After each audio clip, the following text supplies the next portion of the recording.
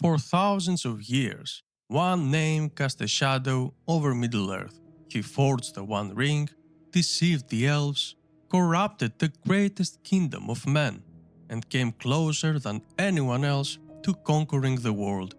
Yet the Dark Lord, known as Sauron, was not always a servant of evil. Long before he became the enemy of the free peoples, he was one of the wisest and most gifted beings ever created. So how did Mairon the Admirable become Sauron, the Dark Lord of Mordor? Hi everyone, and welcome to Friend of the Rings. In this video, we will explore the complete history of Sauron, from his earliest days as Mairon to his final defeat at the end of the Third Age. We will uncover how one of the greatest of the Maiar became Morgoth's most trusted servant, the creator of the One Ring, and ultimately the greatest threat Middle-earth had ever known.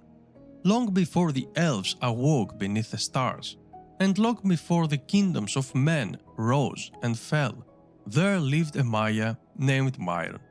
The Maiar were powerful immortal spirits who served the Valar, the guardians of the world, each gifted with unique abilities and responsibilities. Mairon served Aulë, the great Vala of craftsmanship, smithing, and invention. His knowledge was vast, his craftsmanship unmatched, and above all, he possessed an extraordinary love for order. Tolkien himself tells us that Mairon delighted in coordination, planning, and perfection. He despised waste, confusion, and disorder, believing that everything had its proper place and purpose. Mairon's desire for order gradually becomes something far more dangerous. He grew impatient with imperfection and increasingly believed that the world could only achieve peace if guided by a single powerful will. It was this belief that drew Mairon towards Melkor, the mightiest of the Valar, who had turned against his own kind in pursuit of absolute dominion. Unlike the other Valar, who governed together, Melkor sought to reshape the world according to his own desires alone. To many, his ambition was terrifying. To Mairon, it was compelling. Unlike his new master, Mairon was never driven by a desire to destroy for destruction's sake. Even after joining Melkor, his greatest motivation remained what it had always been: order. But where Aulë taught that true creation required patience, wisdom, and humility, Melkor promised something far simpler: the power to force the world into the shape Mairon believed it should take. It was a temptation he could not resist. By abandoning Aulë and entering Melkor's service, Mairon took the first step on a path from which there would be no return. First, though, he had to prove himself worthy of serving the greatest enemy the world had ever known. And in the First Age, amid the wars against the elves and the Valar, Mairon would earn the name by which history would forever remember him: Sauron.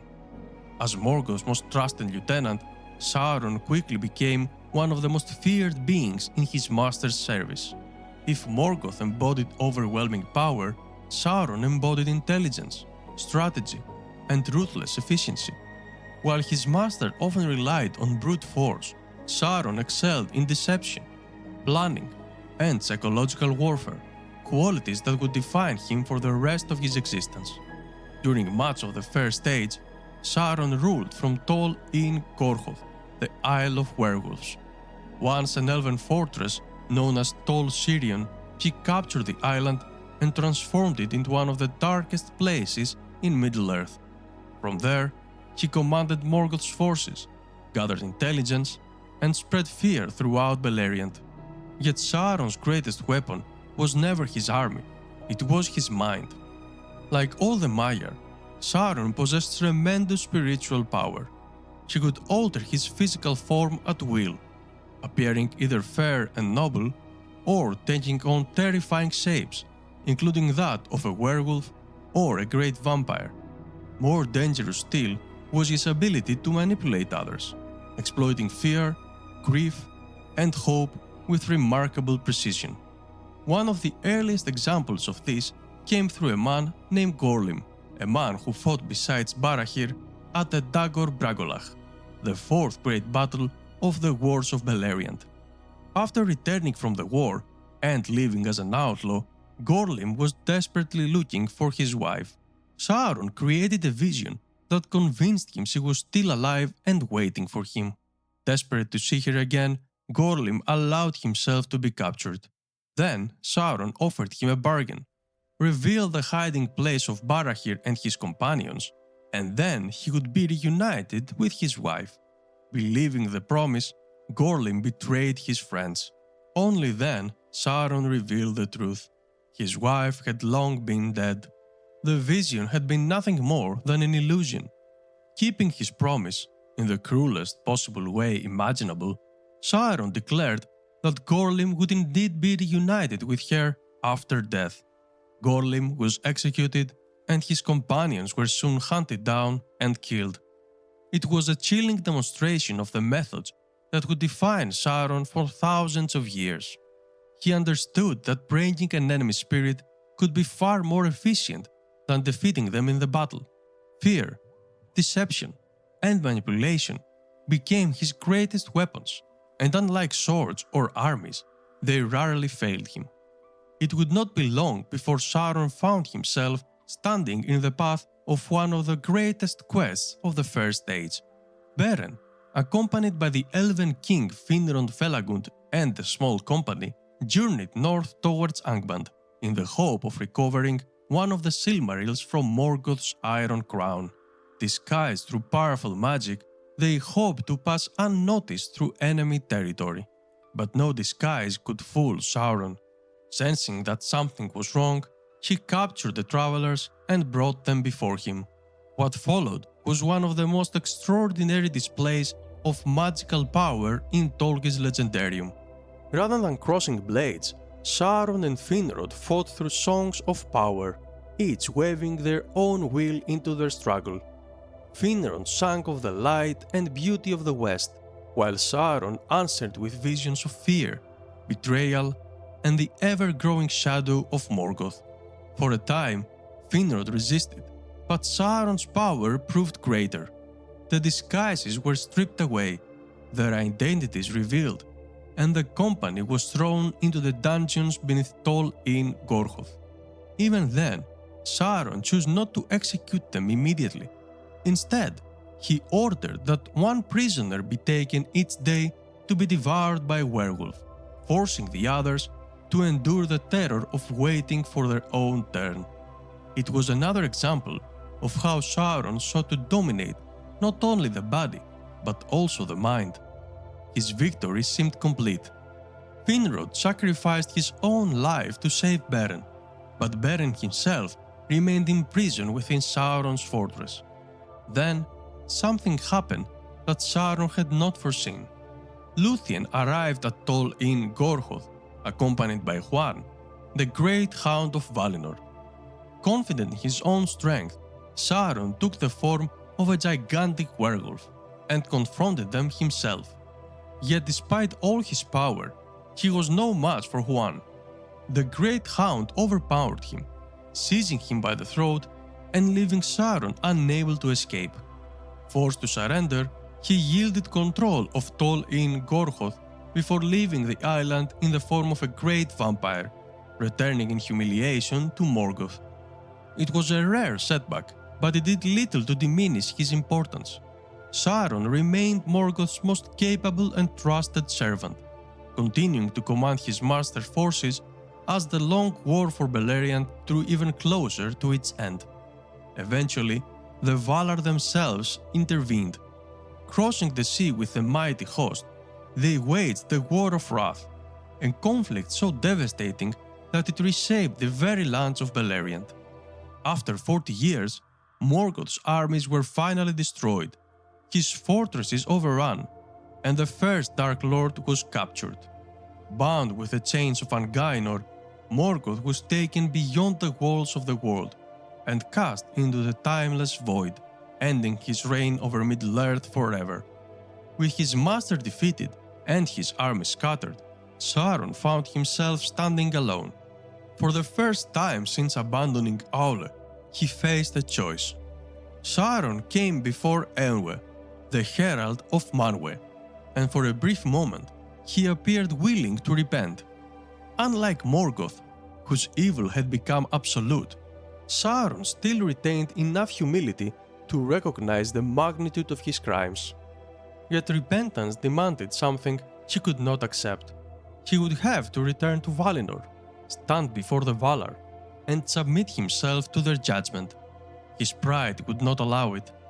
Ashamed and fearing the punishment that awaited him, Sauron fled into hiding. With Morgoth banished into the timeless void, many believed that peace had finally returned to Middle-earth. They were mistaken. For centuries, Sauron remained hidden. Little is recorded of his movements during the early years of the Second Age, but his ambition had not died with his master. If anything, Morgoth's downfall had taught him an important lesson. Raw power alone was not enough. Morgoth had sought to dominate the world through fear and overwhelming force, leaving ruin wherever he passed. In the end, his tyranny united the free peoples against him and brought about his own destruction. Sauron would not repeat that mistake. He had learned that the surest path to power was not through conquest, but through influence.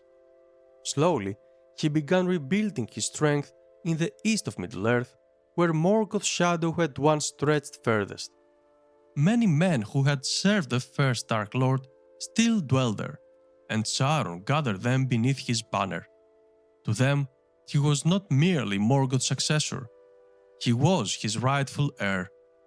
Yet even as his power grew, Sauron remained patient. Unlike Morgoth, he understood that victory often belonged to those willing to wait. Around the year 1000 of the Second Age, Sauron chose the land that would become the heart of his new dominion, Mordor. Surrounded on three sides by towering mountain ranges, Mordor was naturally defended against invasion. To the northwest stood the Efeldwath, the Mountains of Shadow. To the northeast rose the Ered-Lithui, the Ash Mountains. Between them lay a barren volcanic plain, harsh enough to discourage anyone who dared to enter, yet perfectly suited to Sauron's purpose. At its center stood Orodruin, the Mountain of Fire. Near the fires of Orodruin, he began constructing the greatest fortress Middle-earth had ever seen, Barad-dûr, the Dark Tower. Its foundations were laid around the year 1000 of the Second Age, but its construction would continue for centuries. Built through the labor of countless servants and strengthened by Sauron's own power, Barad-dûr became far more than a fortress. It became the symbol of his own growing dominion. Unlike Angband, which had been hidden beneath the Iron Mountains, Barad-dûr stood openly as a declaration that a new Dark Lord had risen. Yet despite his growing strength, Sauron understood that he was not yet powerful enough to conquer Middle-earth by force. The elves remained strong. The Númenorians had become the greatest kingdom of men ever to exist, and the dwarves continued to build mighty realms beneath the mountains. If he attacked too soon, he would suffer the same fate as Morgoth. So Sauron chose another path. Not war, but deception. One of Sauron's greatest strengths had always been his ability to understand the desires of others. He knew that the elves longed to preserve the beauty of Middle-earth against the slow passage of time.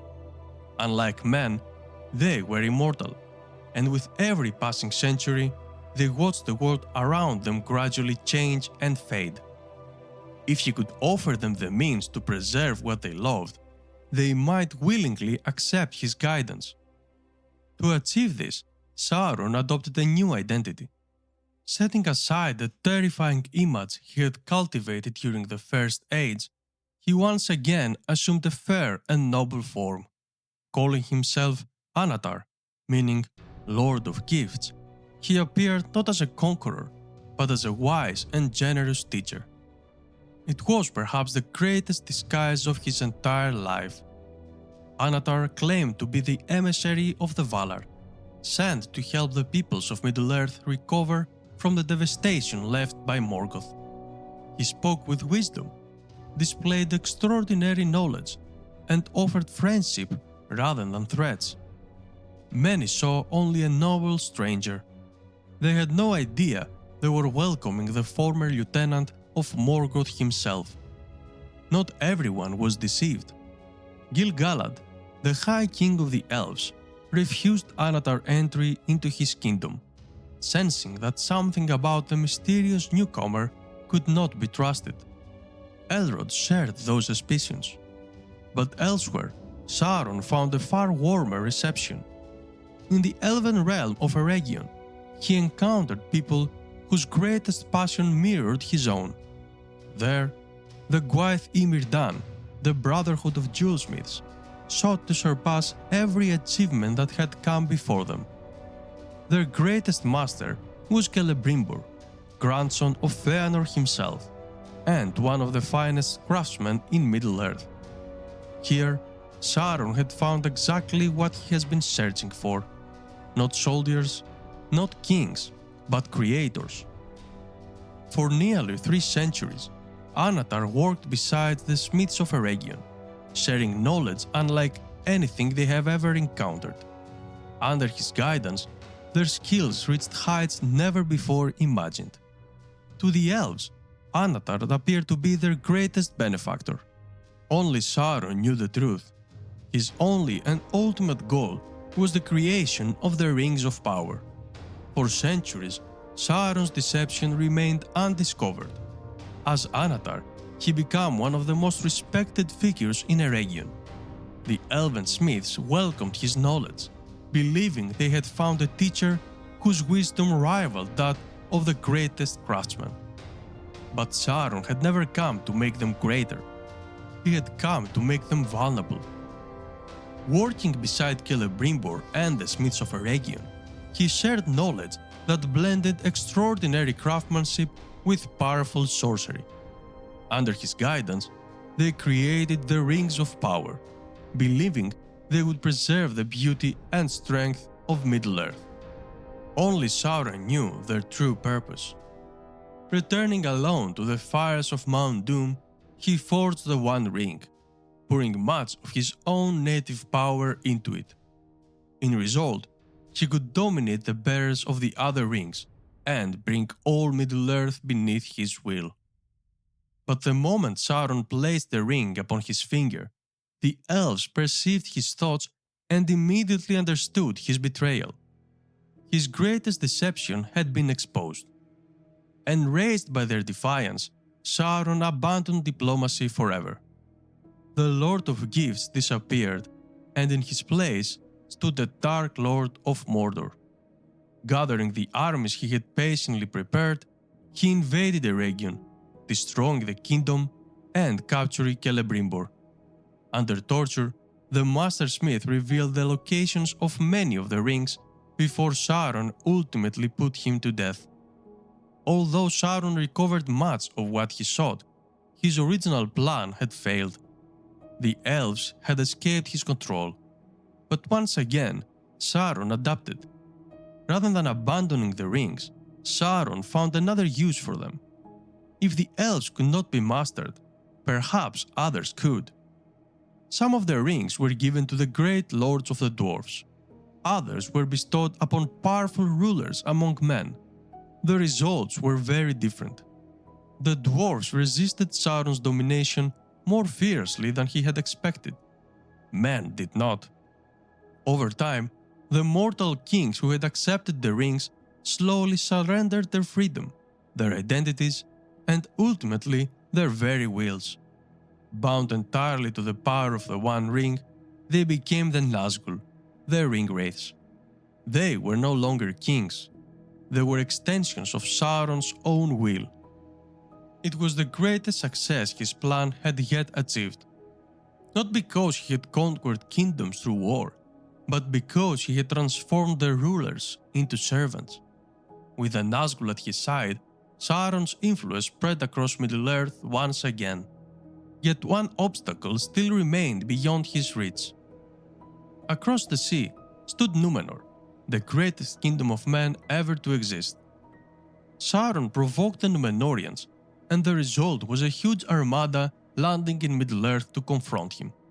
The result was Sauron surrendered to Númenorians without any fight. Ar-Pharazôn, the king of Númenor, believed he had returned to the island kingdom in triumph, but Sauron had achieved exactly what he wanted. He had gained access to the greatest kingdom of men. Taken to the island in chains, Sauron appeared defeated, but appearances had always been one of his greatest weapons. It did not take long before his intelligence, charisma, and cunning began to influence those around him.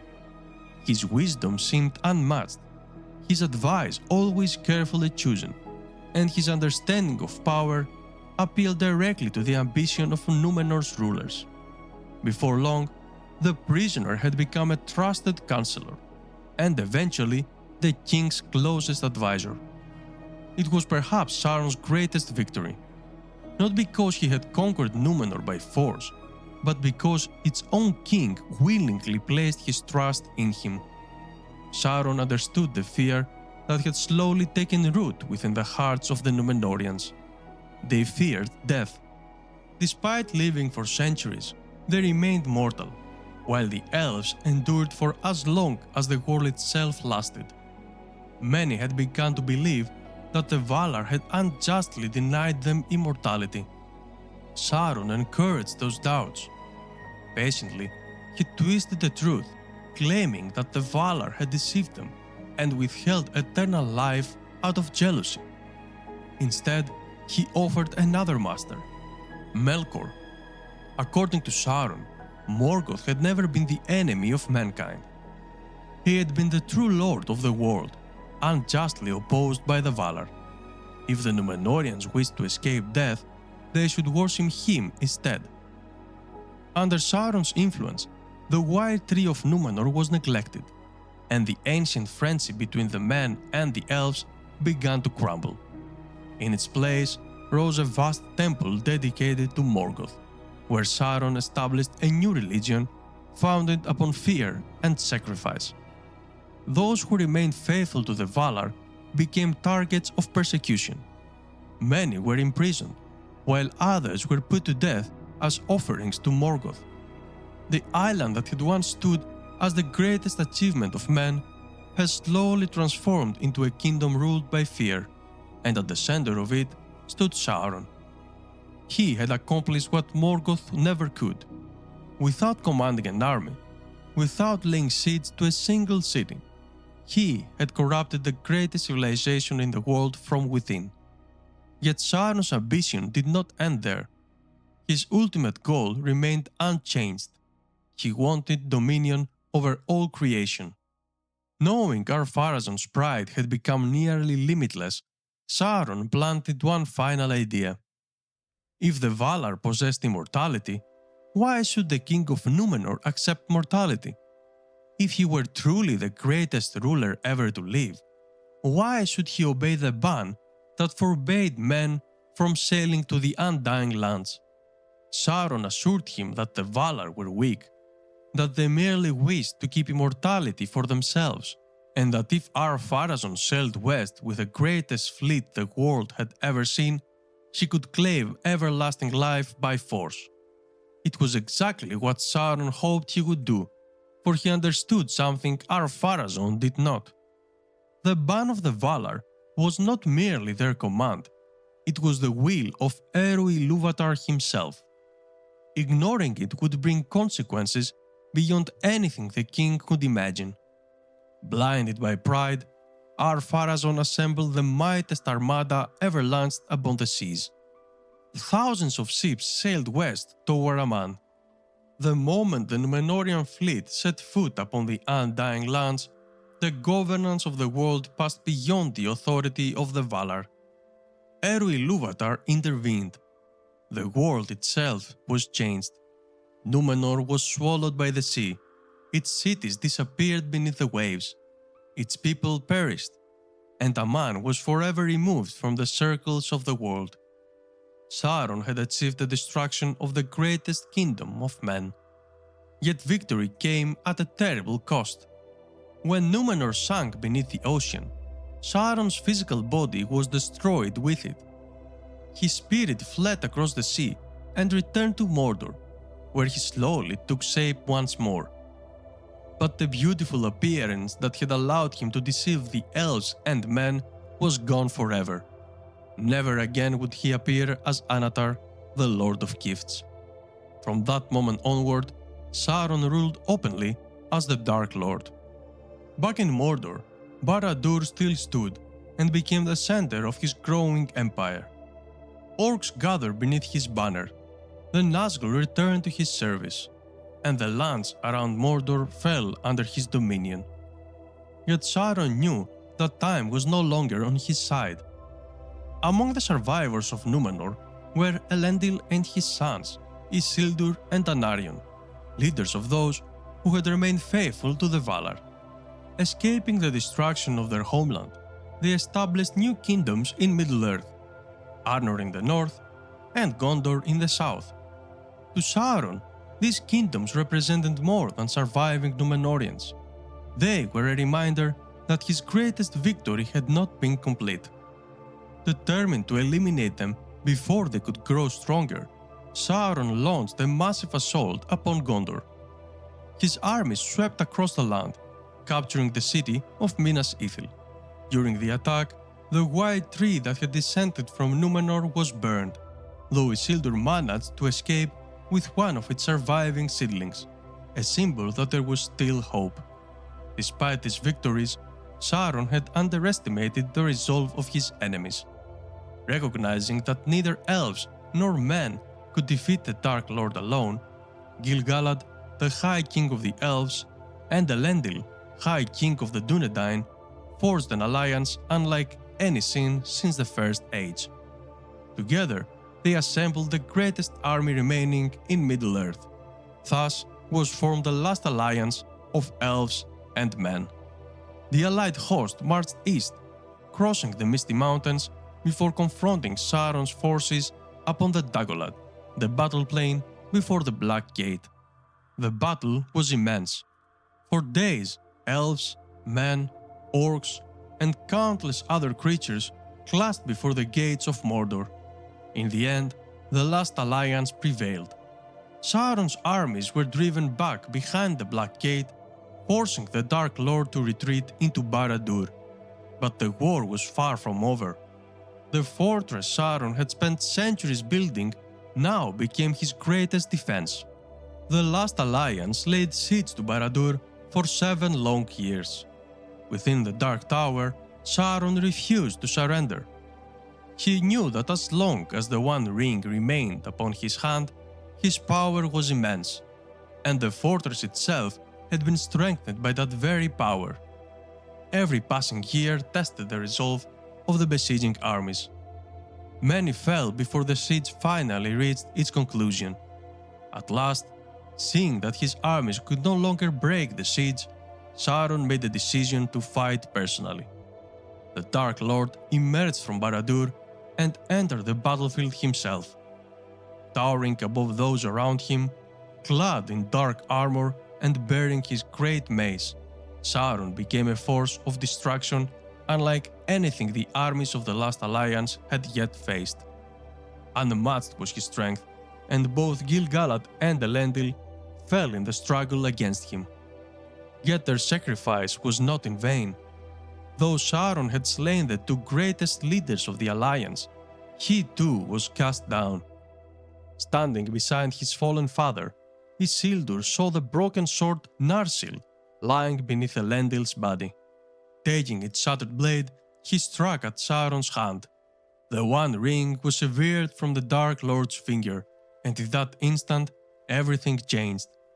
Because Sauron had poured so much of his native power into the ring, its loss shattered his physical form. His body collapsed, and his spirit fled, unable to take shape once again. For the second time, Sauron had fallen. This time, his enemies possessed the very object upon which his power depended. It should have been the end of him. But once again, one decision changed the course of history. After the battle, Elrond and Círdan urged Isildur to destroy the ring, casting it into the fires of Mount Doom, where it had been forged. They understood that as long as the ring endured, Sauron could never be truly defeated, but Isildur refused.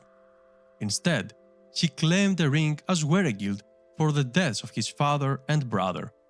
It was a choice he would not live to celebrate. Only 2 years later, while traveling north, Isildur and his companions were ambushed by orcs near the Gladden Fields. Attempting to escape, Isildur placed the ring upon his finger, trusting in its power to conceal him. Instead, the ring betrayed him. Slipping from his hand as he crossed the river Anduin, it left him visible to his enemies. Moments later, Isildur was struck down by orc arrows and killed. The ring disappeared beneath the waters, and there it remained, lost to history. For nearly 2,500 years, Sauron had been defeated. His armies were scattered, Barad-dûr was abandoned, and the ring was gone. To many, it seemed the age of the Dark Lord had finally come to an end. But as long as the One Ring still existed, Sauron could not truly be defeated. Although Sauron's body had been destroyed, his spirit endured. The loss of the One Ring had left him greatly diminished. Without it, he could no longer take physical form as he once had, nor could he openly challenge the kingdoms that had defeated him. For many centuries, he remained hidden. The Free Peoples believed the Dark Lord had passed into history. Kingdoms rose and fell. Generations came and went, and the memory of the Last Alliance slowly became legend. But Sauron had not abandoned his purpose. He was waiting. Nearly 1,000 years into the Third Age, a dark presence began to grow within the abandoned fortress of Dal Guldur, deep inside the forest, then known as Greenwood the Great. Few knew who had taken residence there. Whispers spread of a mysterious sorcerer whose power darkened the surrounding lands. As the shadow deepened, Greenwood itself became twisted by fear and corruption, eventually earning the name by which it is best remembered, Mirkwood. The mysterious ruler of Dal Guldur became known simply as the Necromancer. For centuries, Sauron deliberately concealed his true identity. He understood that the kingdoms of elves and men would unite against him if they learned he had returned. Instead, he rebuilt his strength in secret. Orcs once again answered his call. Old alliances were restored, and creatures loyal to darkness gathered beneath his influence. All the while, Sauron searched tirelessly for the one thing he had lost, the One Ring. And as long as it existed somewhere in Middle-earth, there remained hope that he could reclaim the power he had poured into it thousands of years before. Eventually, rumors of the Necromancer reached the wise. Among them was Gandalf, who entered Dal Guldur to investigate. During his first visit, Sauron withdrew before revealing himself, choosing caution over confrontation. It was another example of the patience that had defined him since Morgoth's defeat. Many members of the White Council believed the mysterious presence posed little immediate threat. Only Gandalf suspected something far more dangerous. As the centuries passed, Sauron's strength continued to grow. When Gandalf returned to Dal Guldur years later, he discovered proof that the Necromancer was no lesser sorcerer, it was Sauron himself. Soon afterward, the White Council launched an assault upon Dal Guldur, forcing Sauron to abandon the fortress. Yet this had been anticipated. His withdrawal was not a defeat. Mordor had been prepared for centuries. Even while hidden in Dal Guldur, Sauron had quietly rebuilt his true kingdom. The Black Gate was once again guarded. Barad-dûr had begun to rise anew, and the Nazgûl returned openly to their master's service. The White Council believed they had driven him from Mirkwood. In reality, they had merely hastened his return to Mordor. Once more, the Dark Tower cast its shadow across Middle-earth. Smoke poured from the fires of Mount Doom. The Eye of Sauron became a symbol of constant vigilance, representing his relentless search for the ring that had escaped him for so long. Meanwhile, fate had already begun moving against him. Far beneath the misty mountains, the ring had lain hidden for over 2,000 years before being discovered by the creature known as Sméagol, later called Gollum. For nearly 5 centuries, Gollum possessed the ring, until chance, or perhaps providence, brought another unlikely bearer into its path: Bilbo Baggins. To Sauron, Bilbo remained completely unknown. He had no reason to suspect that the Hobbit now carried the most powerful object ever created. His attention remained fixed elsewhere. But everything changed when Gollum was eventually captured and brought before the Dark Lord. Under relentless torment, Gollum revealed 2 words: Shire, Baggins. They meant almost nothing to Sauron, yet they were enough. At once, he unleashed the Nazgul to search every corner of Middle-earth. The hunt for the ring had begun. By the end of the Third Age, Sauron stood closer to victory than any time since the forging of the One Ring. Mordor had become a military power unlike anything the Free People could match.